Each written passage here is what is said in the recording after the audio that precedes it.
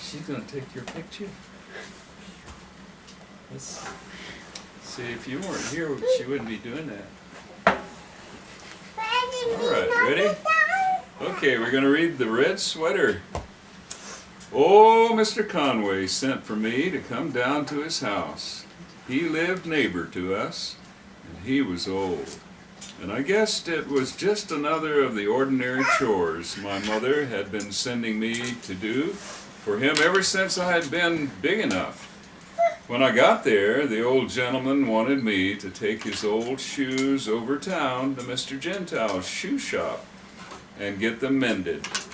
While I waited for him to pull off his shoes, the car drove up, and a man and a boy got out and asked for a drink of water. While I showed them the spring and where the tin cup hung, I noticed the boy's sweater. The boy looked about 12, which was my age, and the sweater was my size, and it was the most beautiful sweater I had ever seen. On the front was stitched in blue the figure of a great elk with high head and long horns. While the boy was getting a drink, old Mr. Conway's 2 puppies started gnawing at his shoestrings. Then the boy turned and started playing with the puppies. After the boy got friendly-like with the puppies, I ventured to ask him where did he get his sweater, and how much did it cost, and he said it cost $3, and told me the store over town and said they had a whole rack full of them. As the boy and his father went back to the car, I heard the boy beg his father to buy him one of the puppies. But it seemed as if the father wasn't paying the boy any mind. After they drove off, old Mr. Conway wrapped his old shoes in a newspaper, and then he dug in his pockets until he found $1.25 in change. "Sorry, son," he said, "that I ain't got none extra for you to spend. The truth is that is the last cent between me and the judgment day." I knew that was so. I'd asked my mother more than once why old Mr. Conway lived alone like that when he had children who could take him home with them. Then she'd explain he did not want to go home with them.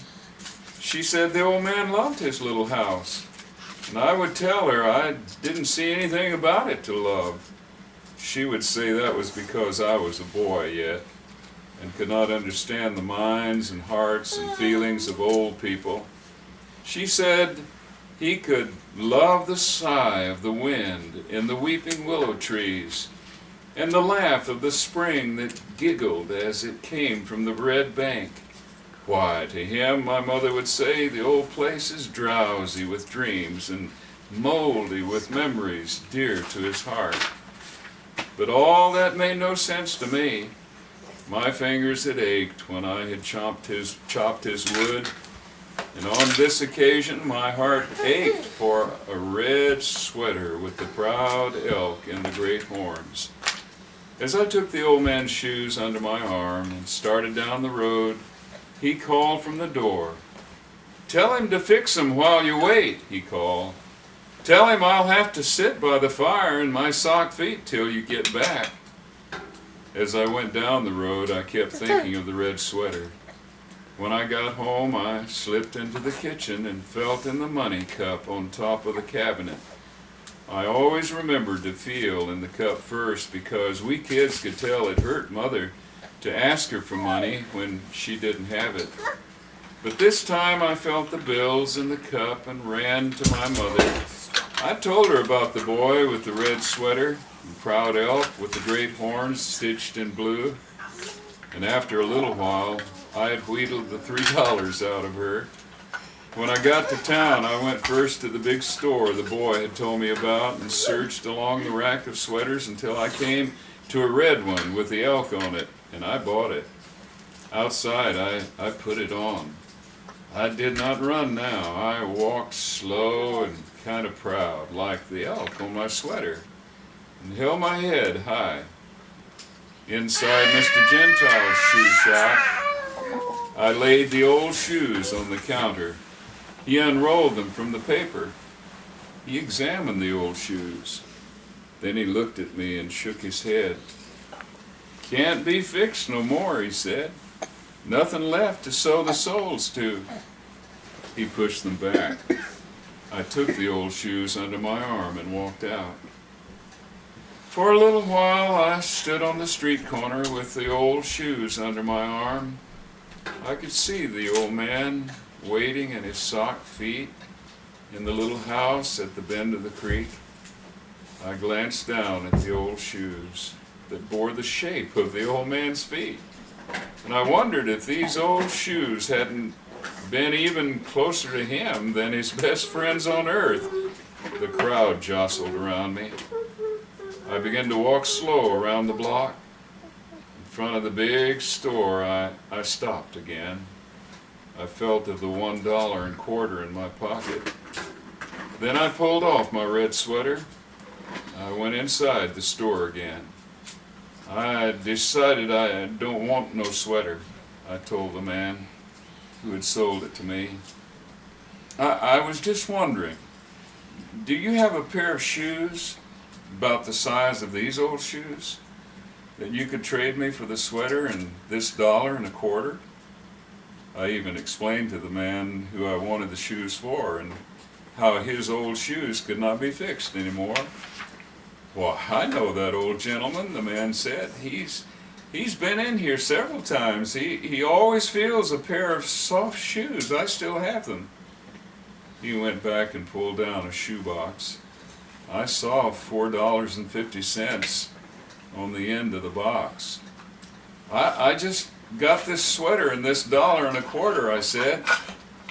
The man didn't answer me. He just reached up and jerked down a pair of heavy, long yarn socks. He stuck one in each shoe and he wrapped the new shoes in old newspaper. I went out of the store, leaving my red sweater and the proud elk with the great horns lying on the counter. But I had a curious feeling inside me. When I got back inside of the old man's little house, I slowed down and I considered. I thought of curious things and sayings. I remembered my mother saying the sunshine always seemed brighter just after a dark storm cloud. And how she said dark hollows were good places to look at the stars from. And how happy you could just get after a streak of sorrow. I thought I might make the old man happier by first making him a little more unhappy. I recollect to this day how I found him waiting in his sock feet in his big old easy chair by the fire. Mr. Gentile couldn't fix your old shoes, I said. He said there was nothing left to sew the soles to. What puzzled me was that what I said did not dim a curious gay twinkle I saw in the old man's blue eyes. That's all right, he said. Just give 'em here.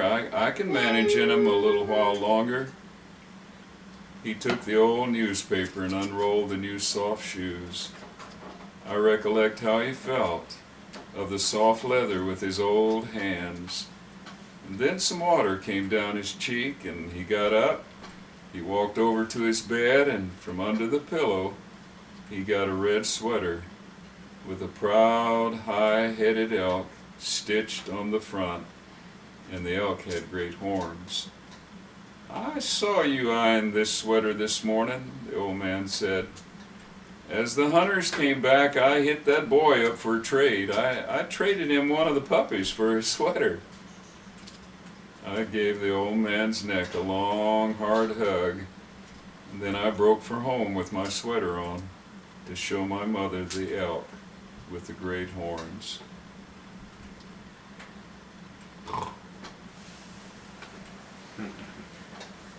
That's a grand old story.